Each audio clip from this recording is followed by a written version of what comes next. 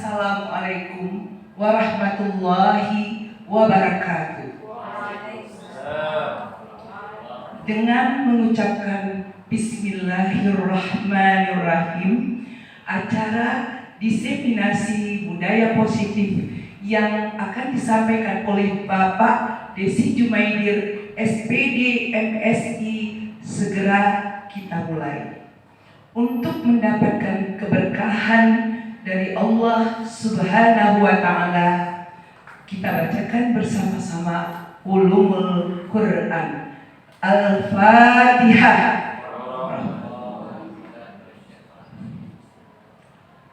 Alhamdulillah.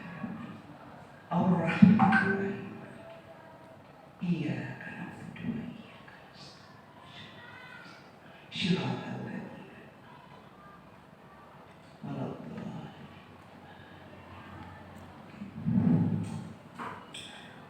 Untuk memberkahi acara kita, marilah bersama-sama kita mendengar sambutan dari Bapak Kepala SMA Negeri 1 Maulabuh, Bapak Teguh Kamarisal, SPD MSI. Pada Bapak kami silahkan.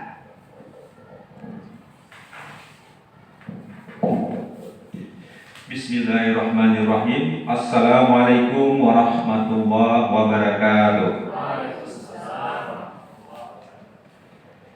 Hamdan syukran lillah, salatan wa salaman ala rasulillah wa ala alihi wa sahbihi wa mawalah.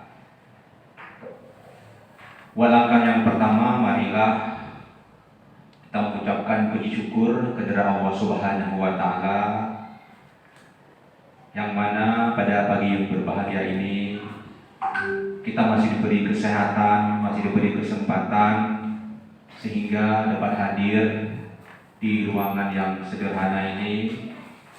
Selawat dan salam kita sanjung sajikan Paman Alam yang besar Muhammad Sallallahu Alaihi Wasallam, yang telah dengan susah payah memperjuangkan, memperbaiki akhlak umat manusia dari akhlak yang tidak terpuji ke akhlak yang terpuji, sebagaimana kita rasakan di saat yang berbahagia ini.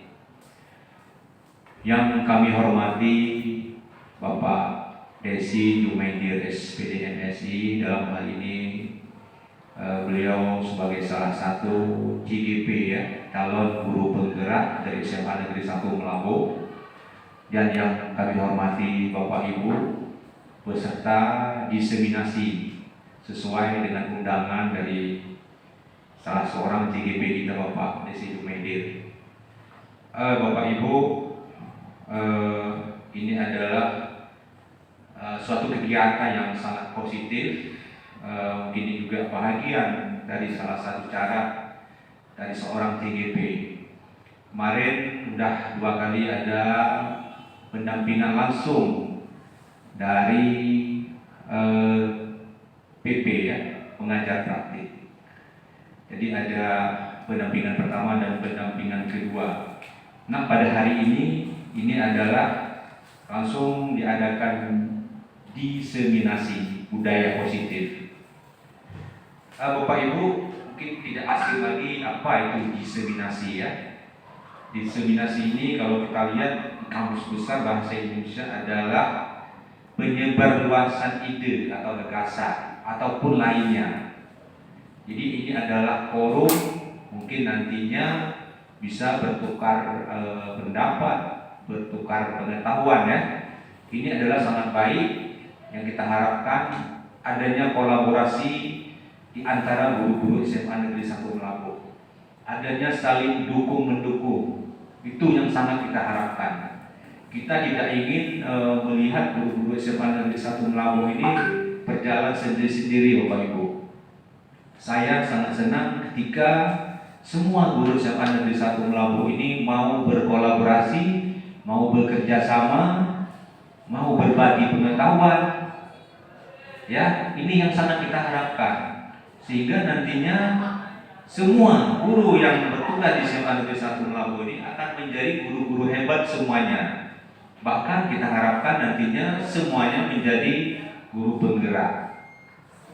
Itu harapan saya sebagai kepala sekolah, Bapak Ibu. Nah, pada kesempatan ini, pada diseminasi budaya positif ini nantinya akan coba dikembangkan mungkin apa nilai-nilai positif itu. Apa nilai-nilai yang harus kita terapkan? Karakter apa yang perlu kita terapkan ke anak didik kita? Mungkin kita pernah melihat, kita pernah mengunjungi sekolah-sekolah yang lain. Ketika kita datang, anak-anak itu dengan karakter, dengan kesopanannya langsung menyalami kita ya, Ibu ya. Mungkin sekolah-sekolah boarding. Itu anak-anak itu sangat menghargai, sangat menghormati apalagi gurunya. Dia langsung menyalami gurunya ketika dia berjumpa di luar. Bahkan tamu juga dia salami. Tapi hari ini coba kita lihat. Mungkin kita jumpa di luar, anak-anak kita pura-pura nggak kenal dengan kita ya. Ini juga bagian dari karakter, Ibu.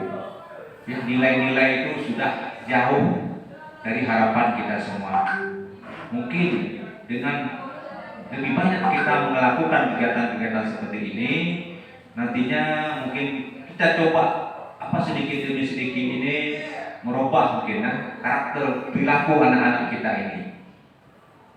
Ya Bapak Ibu ya, kita sangat senang tuh. Saya pernah melihat di beberapa sekolah baik di luar Aceh bahkan di luar Indonesia ya. Saya pernah melihat di Malaysia itu sebenarnya itu sangat heterogen siswanya Bapak Ibu.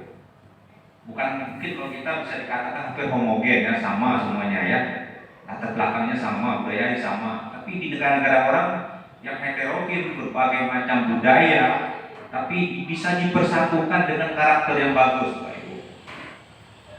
Bisa mereka. Ini sangat terkesan bagi saya. Saya pernah melihat di Malaysia ada 4 sekolah yang saya kunjungi. Terakhir juga kemarin di Jogja juga seperti itu Bapak Ibu. Memang sebatas saya selalu mengatakan bahwa akhlak itu di atas, baru yang lain ya. Nggak ada artinya kepintaran tanpa akhlak. Makanya yang paling atas itu akhlak kita tanamkan ke anak-anak. Baru setelah itu mungkin banyak yang lain-lain.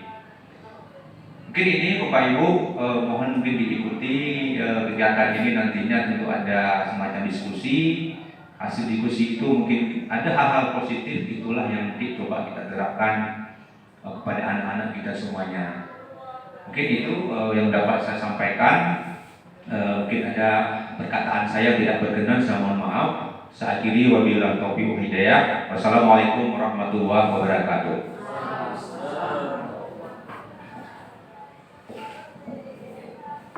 Terima kasih banyak kami ucapkan kepada Bapak Teguh Kamarisal SPD FSI atas sambutannya.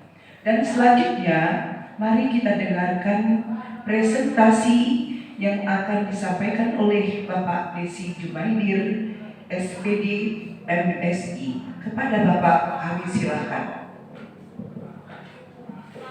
Terima kasih buat Ibu Uce yang telah memberikan kesempatan, waktu dan tempat.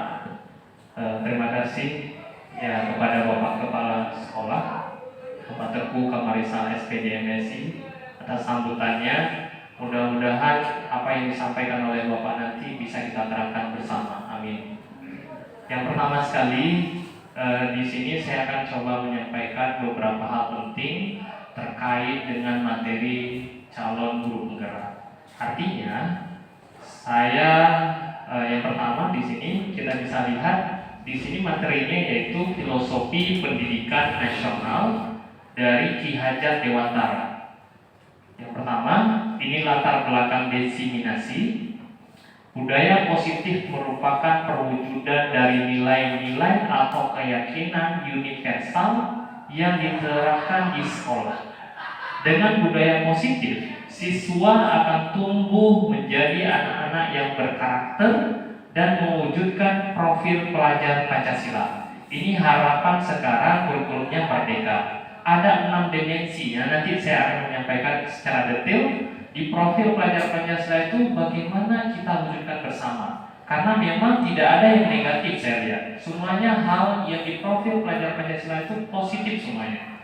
Atas latar belakang daripada hal ini, saya akan menyampaikan beberapa hal penting terkait dengan materi. Yang pertama, ini tujuan daripada resiminasi menciptakan murid yang merdeka dan disiplin, diri yang kuat.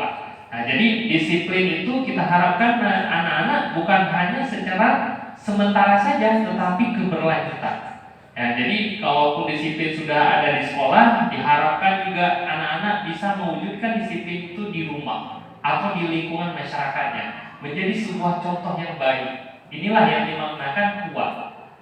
Yang kedua, menumbuhkan budaya positif di sekolah dengan meyakini nilai-nilai kebajikan universal. Maksud daripada nilai-nilai kebajikan universal ini adalah kebajikan-kebajikan yang positif. Misal, anak-anak begitu datang guru disalami, nggak dicuekin. Kalau dicuekin kan nggak bagus, ya. Nanti begitu juga ada tamu, nggak begitu ditanya nggak disautin. Jadi kan tamu juga merasa kurang, pelayanannya kurang di sini. Karakter anak-anak juga bisa dikatakan negatif. Ya, bagaimana kita wujudkan hal-hal seperti itu? Pelayanan prima kita kepada orang siapapun dia, baik guru, tenaga pendidikan dan bermasyarakat tentunya. Yang berikutnya adalah ini dia. Kita tahu bersama bahwasanya Bapak Ki Hajar Dewantara ini lahir di Yogyakarta pada tanggal 2 Mai 1889. Beliau sangat bagus Bapak Ibu. Ya, filosofi pendidikan yang menyelaraskan antara kodrat alam dan kodrat zaman. Artinya apa di sini? Kodrat alam dan kodrat zaman itu potensi sama anak itu memang sudah ada. Misalnya, dia itu bagaimana mencoba beriman dan bertakwa selalu. Itu memang sudah ada, tetapi dikuatkan. Ketika kodrat zaman itu misalnya kodrat zaman seperti sekarang, dalam konteks kodrat zaman itu bagaimana cara dia menyesuaikan kehidupannya jangan terpengaruh dengan kehidupan orang lain. Nah, karakter yang sudah ada itu betul-betul dia tanamkan dalam diri dia. Itu yang dikatakan kodrat alam dan kodrat zaman. Dia tidak akan terpengaruh dalam kondisi apapun. Dia tetap on the track sesuai dengan hal positif yang dia miliki. Yang berikutnya adalah agar dapat mencapai kebahagiaan, keselamatan yang setinggi-tingginya. Ya, ini dia tujuan daripada Bapak Ki Hajar Dewantara, bagaimana membahagiakan anak-anak itu betul-betul bahagia secara keberlanjutan. Ya, jangan hanya kebahagiaan itu hanya sementara saja. Begitu dia di ranah sekolah bahagia, begitu dia masuk ke ranah masyarakat sudah tidak bahagia lagi. Nah, ini yang tidak diinginkan oleh Bapak Ki Hajar Dewantara. Yang berikutnya, pendidikan menghaba pada anak. Ini maksud menghaba adalah bagaimana kita melayani secara prima anak-anak tersebut harus memang betul-betul dia yang di depan. Kita tuntun dengan bagus. Jangan sampai belajarnya kalau dulu kan teacher pusatnya di guru, ya, teacher center. Tetapi bagaimana sekarang student center itu lebih baik. Ya, supaya apa? Kita dorong anak-anak itu supaya lebih leluasa, karya-karyanya juga dihargai oleh para guru dan kegiatan-kegiatannya juga yang positif juga dihargai. Ini yang diharapkan. Tujuan daripada pendidikan menjadikan seseorang yang mampu mempunyai kepribadian yang baik, bertanggung jawab dan memiliki wawasan yang luas. Ini dia. Ini kegiatan yang telah kita lakukan. Ya, ada pernah kita bawa anak-anak juga ke pantai. Ternyata mereka asik sekali Bapak Ibu. Ya, belajar itu ternyata tidak harus ada di lingkungan sekolah. Kita sesuaikan dengan materi kita boleh Bapak Ibu. Kita bawa ke tempat yang lain supaya apa? Mereka bisa mencerna, memahami konteks yang lebih bagus. Berikutnya di sini ada anak-anak kita menjadi kultum gitu ya, menjadi ustadz gitu ya. Di setelah ini salat, nah ini dia ada anak-anak kita juga ya, artinya anak-anak bahagia sekali jika memang dilayani dengan maksimal gitu ya. Ya. Yang kedua adalah nilai dan peran guru penggerak. Apa di sini nilai dan peran guru penggerak? Seorang guru harus memiliki nilai dan perannya untuk mewujudkan pendidikan seperti yang didambakan oleh Bapak Ki Hajar Dewantara tadi. Itu dia. Apa itu nilai guru penggerak? Yang pertama, mandiri. Guru itu tidak boleh begitu misalnya tidak ada pelatihan dari Cabdi, umpamanya tidak ada pelatihan dari sekolah, ya udah nggak mengikuti, nggak up to date, tidak boleh, Bapak Ibu. Kita harus mandiri, mencari tahu ilmu baik yang formal ataupun tidak formal atau non formal. Jadi kita update sendiri, mandiri kita. Yang kedua, reflektif. Setelah kita terima materi-materi yang yang disampaikan atau yang kita terima, kita merefleksi diri. Kalau memang itu bagus, ya kita jalankan, kita implementasikan, begitu ya. Yang ketiga, inovatif, Bapak Ibu. Jadi pembelajaran yang bagus itu kita tidak menerima seperti itu saja, tetapi bagaimana melakukan sebuah inovasi yang baru sehingga mempunyai karya-karya yang baru pula. Yang berikutnya, kolaboratif yang disampaikan oleh Bapak Kepala tadi benar. Ke depan kita mau tidak mau, Bapak Ibu, sebuah program yang baik itu kalau tidak ada kolaborasi yang bagus, maka program tersebut juga tidak akan terwujud dengan bagus pula. Maka dengan kolaboratif ini, insya Allah lah, semuanya program, sebesar apapun program, dapat kita mudahkan ke depan. Yang berikutnya, berpihak pada murid. Nah ini dia harapannya ke depan, kita jangan lagi apa yang kita inginkan, tetapi apa yang anak butuhkan. Ya, jadi kebutuhannya misalnya di dalam sebuah lokal itu karakter anak kan berbeda-beda. Ada 30 orang siswa dalam satu kelas, itu berbeda semuanya. Cara menerima materi dari kita. Nah, bagaimana kita membuat sebuah metode yang terbaru supaya anak-anak itu dapat diterima dengan bagus. Ya, metodenya, strateginya sama kita. Jangan kita mengikuti anak-anak mengikuti gaya kita, tapi kita harus mengikuti gaya anak-anak. Itu yang diharapkan. Peran guru di sini yang pertama adalah pemimpin. Pemimpin pembelajaran seperti ini, Bapak Ibu. Kita sudah menerima materi-materi daripada Kementerian Pendidikan, kita sampaikan kepada Bapak Ibu. Nah, ini yang dinamai seperti pemimpin pelajaran. Yang kedua, menjadi coach bagi guru yang lain.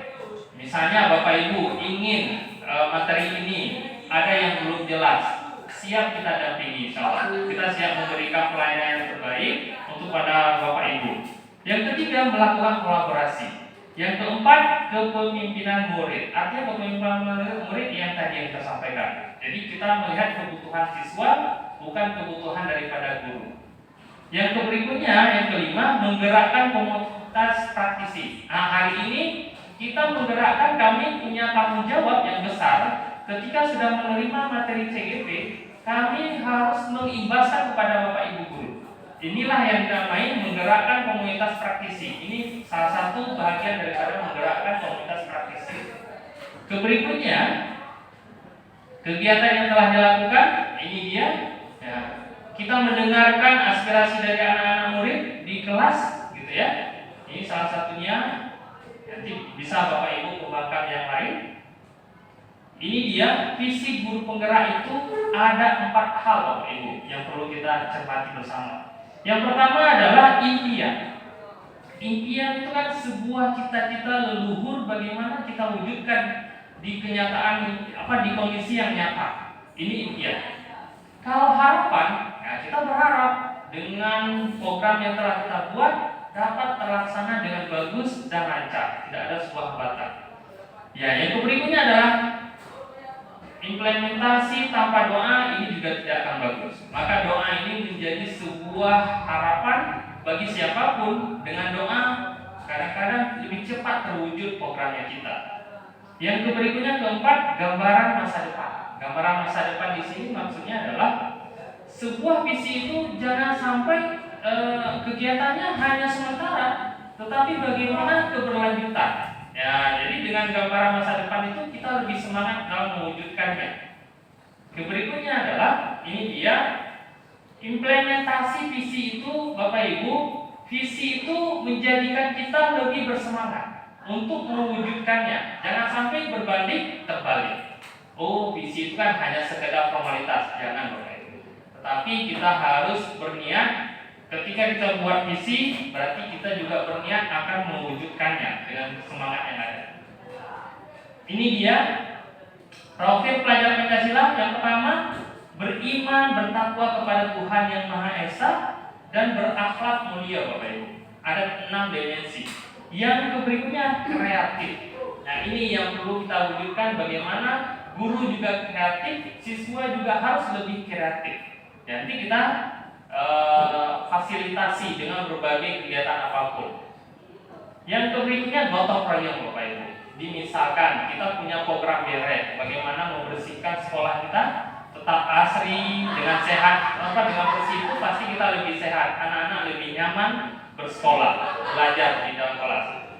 Artinya dengan gotong royong ini kita dapat membersihkan lingkungan sekolah kita lebih cepat. Nah, jadi lebih indah, bagaimana memodifikasi lingkungan itu lebih bagus ke depan.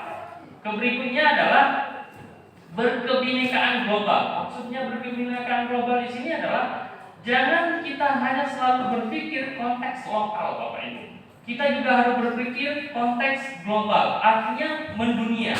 Nah, kalau bisa kita yang mempengaruhi dunia, jangan dunia yang mempengaruhi kita. Itu yang diharapkan daripada profil pelajar Pancasila ini. Yang berikutnya adalah bernalar kritis. Kritis itu boleh, Bapak Ibu, yang penting positif. Nah, jika memang kritik negatif tidak ada solusi, itu saya harap jangan, Bapak Ibu. Karena kenapa? Nggak ada sebuah solusi yang terbaik. Tetapi kritis ini untuk membangun, kenapa tidak? Kadang-kadang ada program yang dibuat oleh Bapak Ibu guru, kita beri masukan. Itu kan sebuah kritis juga, nggak apa-apa. Ya, tapi lebih bagus, jangan lebih menurut. Itu yang tidak diharapkan. Berikutnya adalah mandiri. Mandiri ini yang kita sampaikan tadi, kita up to date terus Bapak Ibu. Jangan sampai kita hanya menerima daripada pemerintah ataupun sekolah. Paling tidak ada upaya-upaya sendiri yang harus kita cari. Nah, ini dia visi SMA 1 Molaboh. Terwujudnya lulusan berakhlak mulia, berprestasi, kreatif dan inovatif. Ternyata Bapak Ibu, setelah saya menerima materi daripada guru penggerak ini, ya, visi ini ke depan harus direlevansikan dengan profil pelajar Pancasila. Kira-kira menurut pandangan Bapak Ibu, apa yang belum terjamah di dalam visi yang tadi, Bapak Ibu? Kalau menurut saya, berkebinekaan global itu belum ada dalam sebuah visi. Jadi ke depan visi ini harus ada semuanya. 6 konteks ini harus ada semuanya. Ya, kalau memang perlu kita rubah bersama, kita rubah. Karena kenapa? Ini juga bagus ya. Kita misalkan misalnya ya, terwujudnya lulusan berakhlak mulia, berprestasi, kreatif, inovatif dan berkebinekaan global. Jadi semuanya 6 dimensi itu sudah ada include di sini Bapak Ibu. Ya, kalau memang kita perlu rubah untuk ke depan. Ya. Berikutnya adalah ini visi guru penggerak saya, mewujudkan murid yang berprestasi sesuai profil pelajar Pancasila. Ya, oke.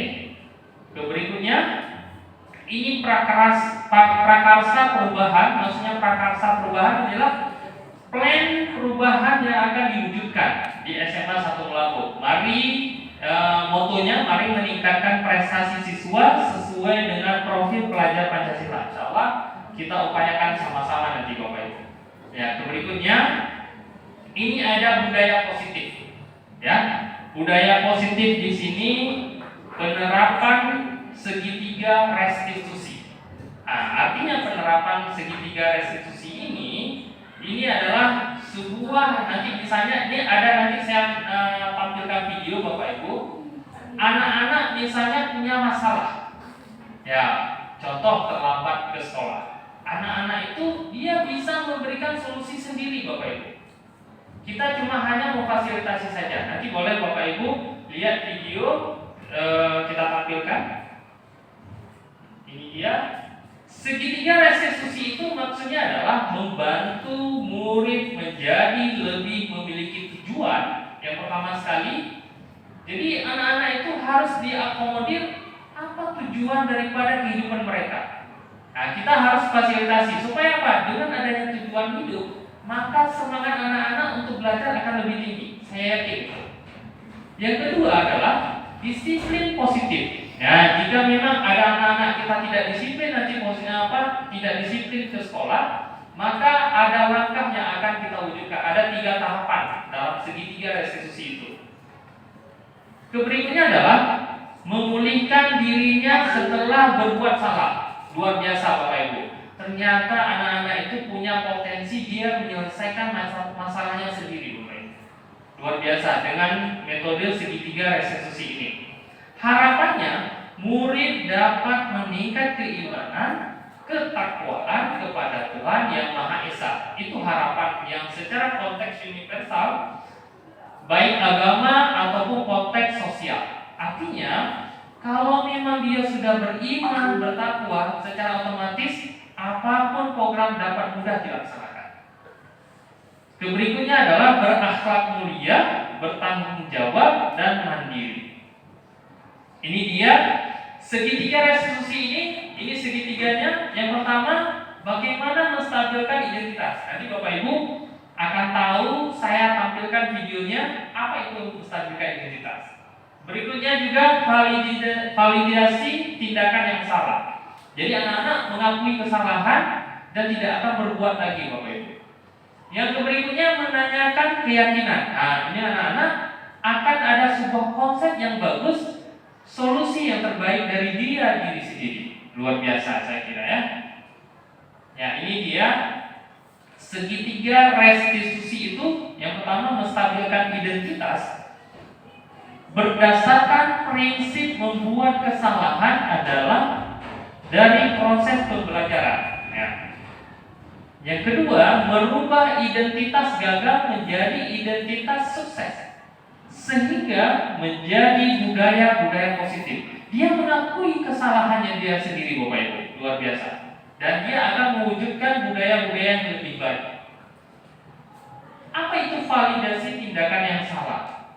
Yang pertama, berdasarkan prinsip setiap perilaku berupaya memenuhi suatu kebutuhan tertentu.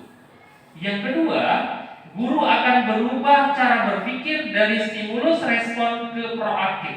Artinya di sini biasanya kan guru menyelesaikan masalah, panggil dia, tanda tangan, segala macam, udah selesai.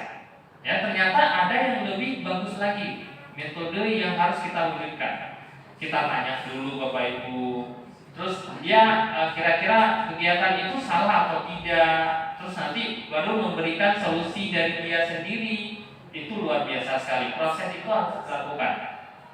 Yang ketiga adalah melakukan asesmen kebutuhan murid dan akan memperbaiki hubungannya. Contoh, kita rawat ada anak-anak 1-2 yang memang suka berkelahi. Kita asesmen Bapak Ibu, kita survei. Artinya orang-orang tersebut kalau bisa sebelum terjadi kita panggil. Ya, kita ingati, nasihat supaya jangan terjadi seperti yang sudah-sudah. Berikutnya adalah yang dikatakan menanyakan keyakinan. Murid akan diberi pertanyaan-pertanyaan bermakna untuk agar adanya motivasi dan semangat. Nanti guru bertanya, nah dia akan menyelesaikan solusinya sendiri, ya, ada solusinya sendiri, menyelesaikan masalahnya sendiri. Kedua adalah mampu mengaitkan keyakinan kelas dengan tindakan yang salah, Bapak Ibu. Oke, berikutnya, ini dia video pembelajarannya, boleh Bapak Ibu lihat. Saya akan memutarkan. Ini proses yang kita lakukan langsung di sekolah kita Bapak Ibu. Kami punya tugas sebuah kasus gitu ya. Ada 2 kasus yang kita tampilkan. Ini Akbar dan Cunesa. Aktor pemeran utamanya saya ya. Mampu mengaitkan kasus pertama. Silakan ditonton Bapak Ibu. Semoga bermanfaat. Tugasnya selalu dicontek oleh Reza.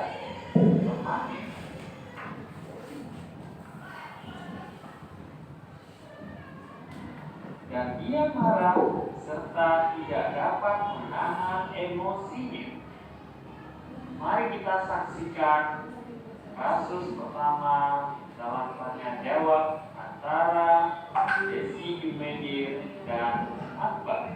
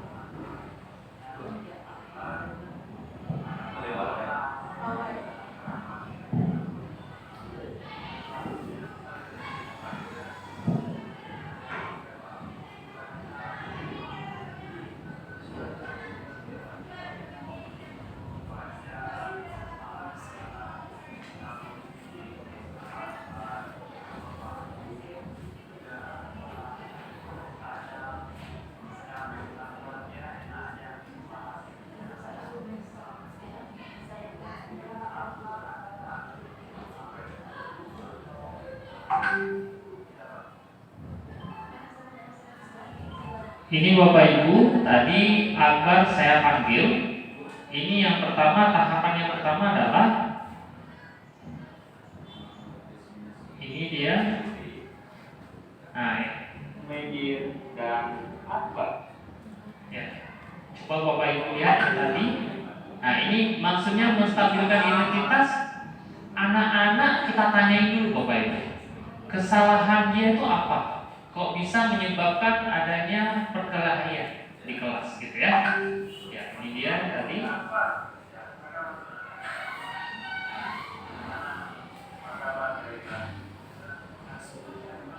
Setelah menstabilkan identitas, yang tahapan kedua yang tadi. Nah, ini dia validasi tindakan yang salah.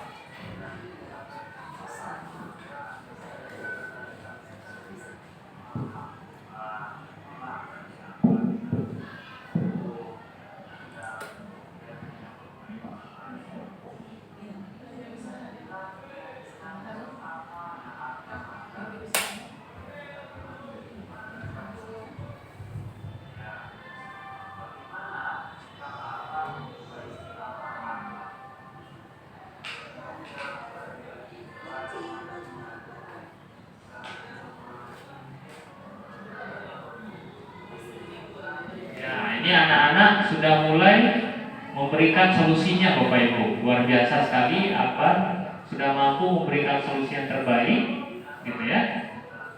Ya.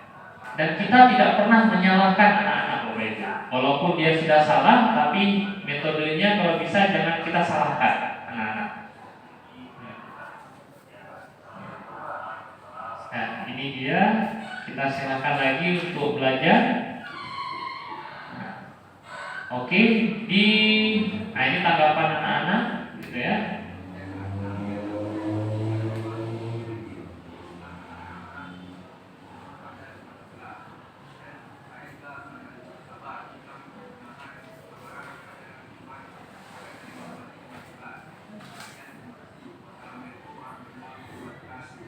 Waalaikumsalam. Jadi tentunya si Akbar sangat senang ternyata metode yang kita terapkan Bapak Ibu, segitiga restitusi itu tidak menghakimi dia, ya.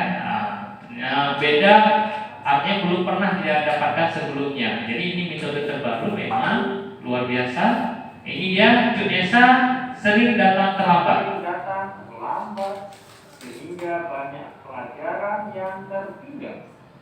Mari saksikan tanya jawab kasus kedua antara Bapak Desi Jumedir dan Indonesia. Waalaikumsalam warahmatullahi wabarakatuh. Apa kabar nih?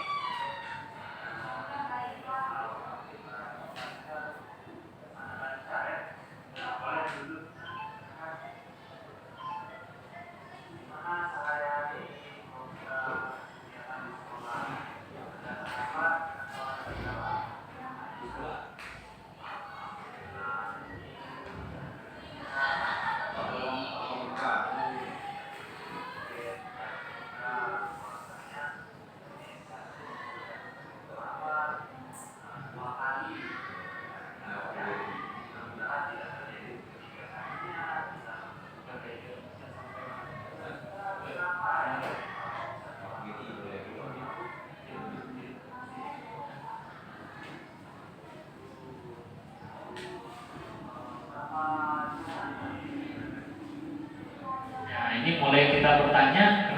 sering terlambat. Ternyata jarak sekali Bapak Ibu, sampai 8 km ya tinggalnya. Wajar dia terlambat kadang-kadang.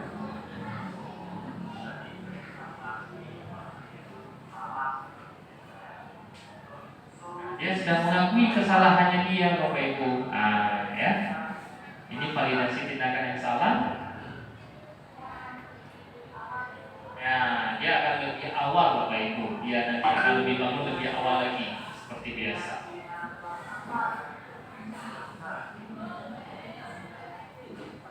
Kedisiplinan. Ya.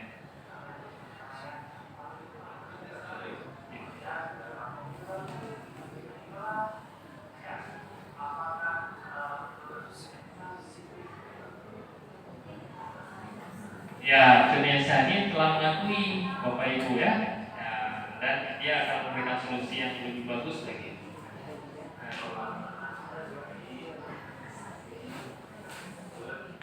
Nah, ini Bapak Ibu video 2 kasus gitu ya, 2 kasus anak-anak kita.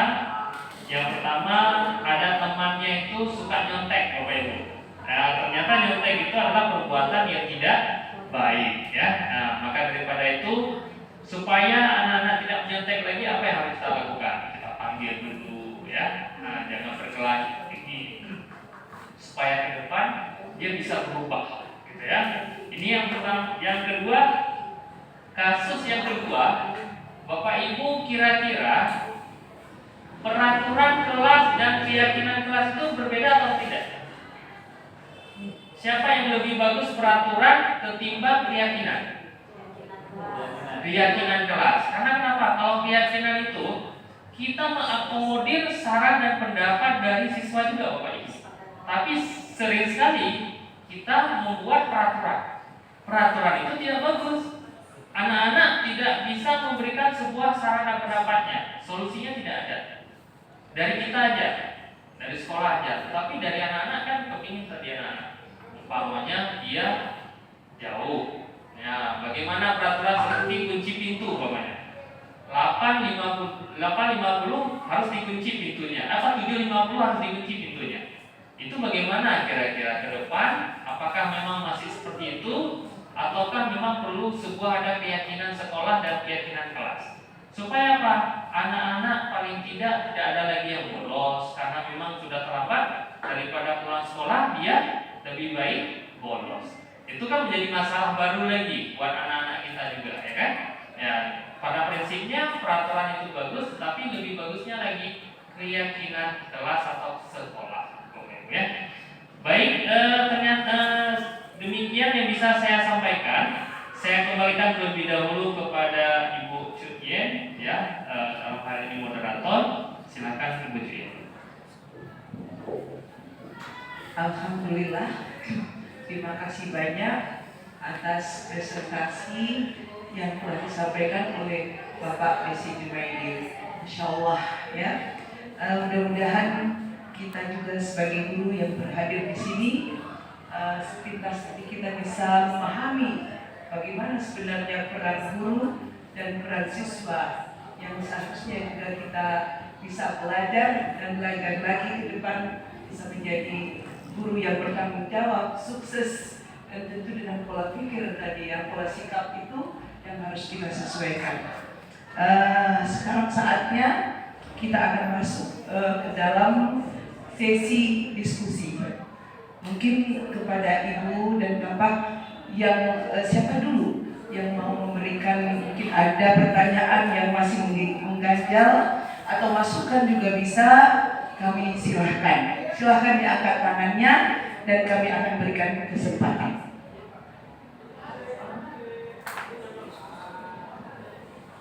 Terima kasih. Yang ingin kita sampaikan bagaimana mewujudkan Bhinneka Filosofi Bhinneka Ki Hajar Dewantara di sekolah kita. Dan yang kedua ingin saya tanyakan juga bagaimana budaya positif apa yang akan dilakukan di sekolah kita ini. Terima kasih. Kepada Pak Desi Jumaidi dipersilahkan. Terima kasih Bu Nonong, luar biasa sekali pertanyaannya. Kalau tidak salah saya ada 2 pertanyaan. Yang pertama, bagaimana mewujudkan filosofi Ki Hajar Dewantara itu di SMA 1 Lampung. Saya jawab dulu yang pertama. Sebenarnya dalam mewujudkan filosofi Ki Hajar Dewantara itu di sekolah SMA 1 sangat mudah Bapak Ibu. Karena kenapa? Pendidikan yang menyelaraskan antara kodrat alam dengan kodrat zaman. Artinya siswa itu memang sudah ada potensinya Bapak Ibu. Saya yakin lah. Misalnya potensi si A, dia menjadi ustadz gitu ya, dia suka kultum. Maka kita dorong terus Bapak Ibu.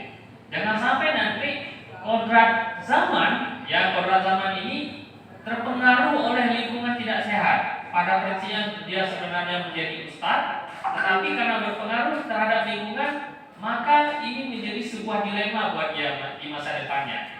Ki Hajar Dewantara itu berkeinginan bagaimana cara menghambakan siswa. Ke depan Bapak Ibu, kita diharuskan paling tidak kita itu ya bagaimana proses yang dilakukan di sekolah itu benar-benar kebutuhan daripada kebutuhan siswa, bukan kebutuhan guru Bapak Ibu. Itu yang diinginkan. Ya, jadi terkadang kan kita punya metode di dalam kelas.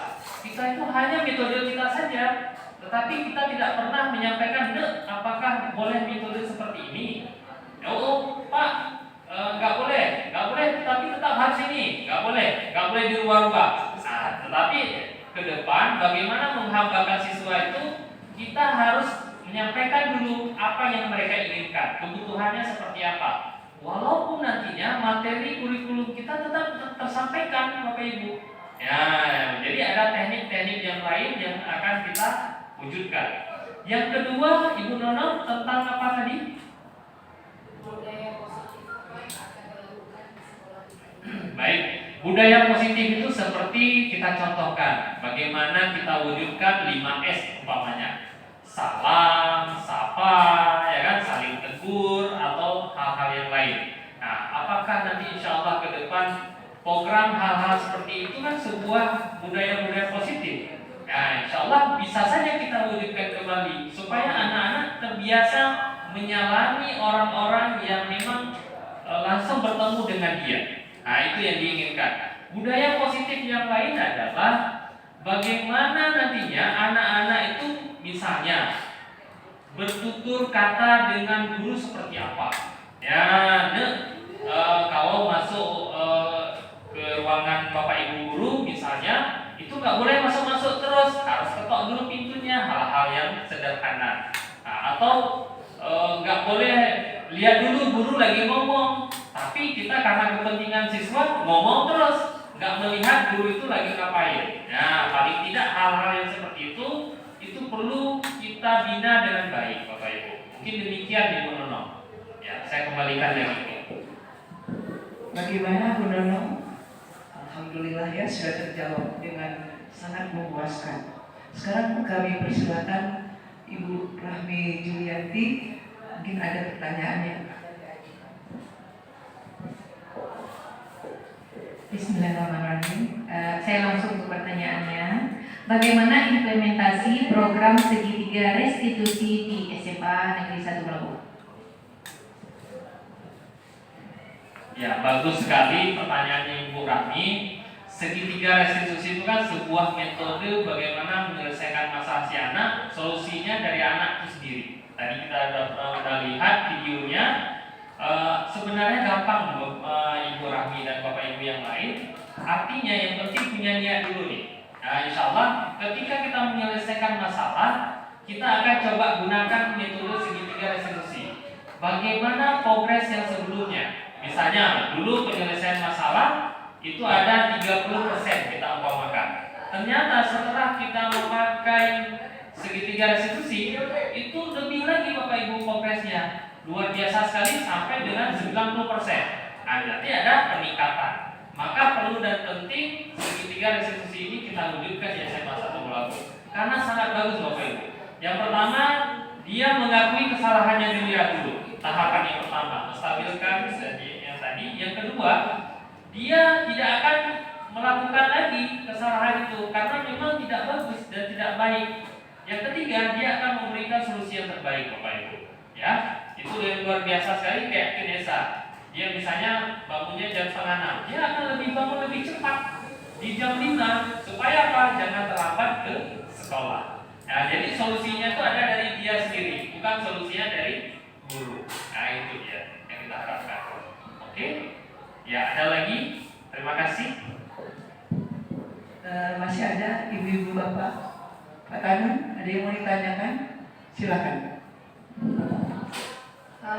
Begini ya Pak ya, segitiga reputasi itu, restitusi itu, visi itu, memang program CGP itu Pak, memang harus dijalankan ke depan untuk sekolah Merdeka Lina ini. Masya Allah Bu Nono, mudah-mudahan bisa jadi guru suatu ketika nanti. Semangatnya lebih dari guru-guru lain. Terima kasih Bu Nono. Pada prinsipnya iya, segitiga restitusi ini memang program dari kementerian khususnya yang calon guru penggerak. Artinya program ini sudah dianalisa, sudah disurvei, ternyata sangat bagus. Ya, kenapa tidak? Yang bagus itu kita implementasikan di sekolah kita. Insya Allah ke depan kita coba tes wujudkan, dan 2 proses kasus ini setelah kita coba menerima tanggapan dari siswa, ternyata mereka sangat senang dengan kehadiran metode segitiga restitusi ini. Begitu ya. Oke? Baik. Bagaimana? Sudah selesai? Nggak ada lagi yang mau ditanyakan? Ya. Oke. Pak Tanun mau tanya kayaknya. Silakan Pak.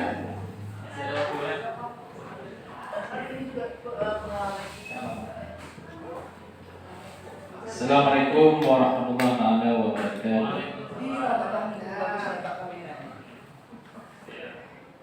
Yang kami hormati kepada Bapak Desi Jumaidir selaku guru dalam penggerak. Jadi yang ingin saya tanyakan di tujuan pendidikan daripada Hajar Dewantara itu kan ada memiliki wawasan yang luas, kan? Jadi kalau kita kaitkan dengan program guru penggerak itu kan ada 5 dimensi tadi, yaitu 6 dimensi bernalar kritis. Ya. Jadi bagaimanakah mengaitkan antara wawasan yang luas itu dengan bernalar kritis sehingga peserta didik ini memiliki problem solving, dapat menyelesaikan permasalahan sendiri dengan memiliki dasar berpikir kritis. Jadi kalau berpikir kritis ini kan sama juga berfilsafat. Jadi berpikir seakan-akannya. Jadi bagaimanakah kita kaitkan antara bernalar kritis ini dengan wawasan yang luas bagi peserta didik untuk menyelesaikan suatu problem permasalahan pada dirinya sendiri. Sekian, terima kasih. Assalamualaikum warahmatullahi wabarakatuh.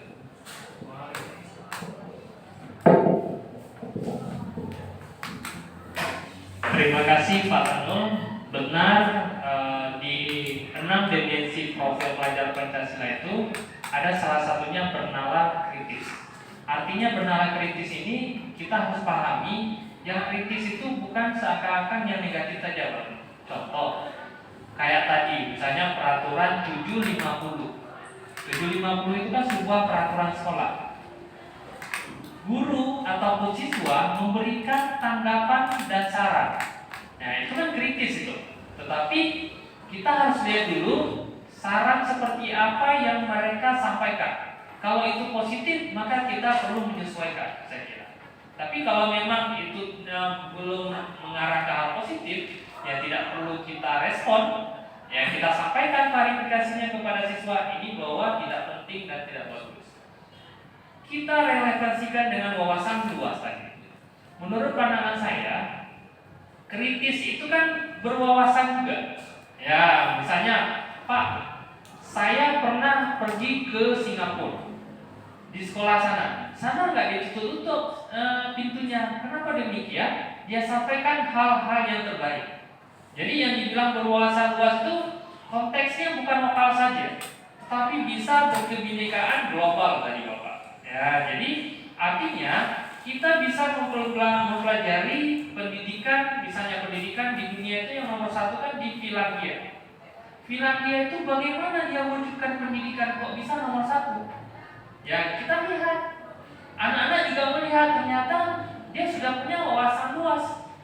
Nah, jadi wawasan luas itu dia kembangkan di SMA 1 Melatu ini. Supaya apa? Dia bisa mengkolaborasikan antara konteks sosial, konteks agama dengan konteks secara mendunia, sehingga punya program yang lebih bagus lagi.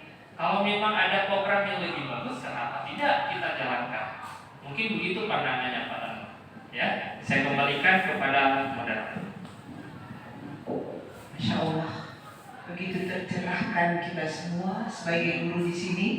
Mudah-mudahan apa yang dijelaskan dan apa yang telah dijawab oleh materi bisa menjadi ilmu tambahan bagi guru-guru semua dan bisa kita aplikasikan di kelas-kelas kita. Baiklah, untuk mendapatkan keberkahan dari Allah, kita tutup acara kita dengan membacakan doa yang akan disampaikan oleh Pak Bustana. Kepada Bapak, kami silakan.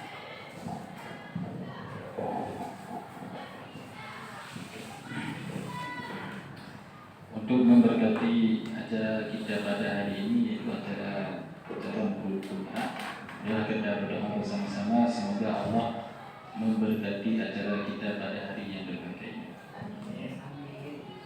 A'udzubillahi minasyaitonirrajim. Bismillahirrahmanirrahim. Alhamdulillahi rabbil alamin hamdan yuwafi ni'amahu wa yukafi'u mazidah. Ya Rabbana lakal hamdu kama yanbaghi li jalali wajhikal karim wa 'azimi sultanik. Allahumma sin aqibatana fil umuri kulliha wa ajirna min khizyi dunya wa 'adzabil akhirah. Allahumma nas'aluka ridhaka wa jannata wa na'udzu bika min sakhatika wan nar. Allahumma ighfir lana ya Allah dhunubana wa dhunuba abaina wa ummahatina kama rabbayana shighara wa li jaddatina wa li masyayikhina wa lil ustadina wa lil muslimina wal muslimat wal mu'minina wal mu'minat bi rahmatika ya arhamar rahimin. Allahumma iftah lana abwabal khairi wa abwabal barakah wa abwabal rizqi wa abwabal salamati wa abwabal sihhati wa abwabal quwwati wa abwabal afiyati wa abwabal jannah. Khususan beserta negeri satu Melaka bi rahmatika ya arhamar rahimin. Allahumma ajirna ya Allah walidayna wa iyyahum minan nar.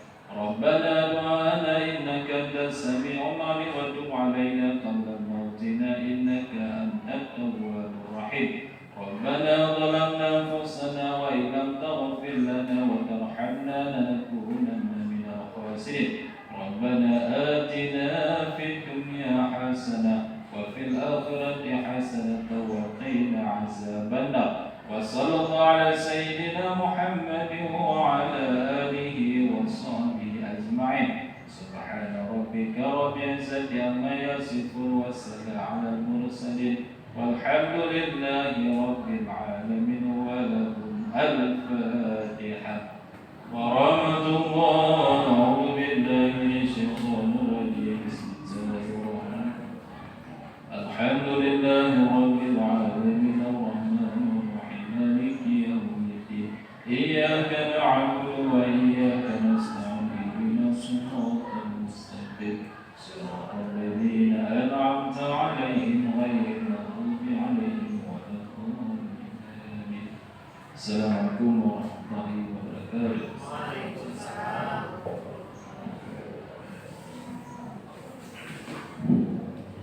Terima kasih banyak kepada Pak Kanul. Dan akhirnya di penghujung acara ini kami tidak lupa mengucapkan terima kasih banyak kepada pemateri, juga kepada Pak Kanul dan kepada para undangan semua. Semoga mendapatkan keberkahan dan ilmu dan kita bisa amalkan semuanya di hari-hari kita. Dan akhirnya kita tutup juga dengan bacakan doa kafaratul masjid. Subhanakallahumma wa bihamdika asyhadu an la ilaha illa anta astaghfiruka wa atubu alaihi. Dan saya selaku moderator dan pemateri, kalau ada kesilapan kami mohon maaf atas besar-besarnya. Assalamualaikum warahmatullahi wabarakatuh. Terima kasih. Ya, terima kasih buat ya, semoga apa yang disampaikan menjadi manfaat kita bersama. Ya, amin amin ya rabbal alamin.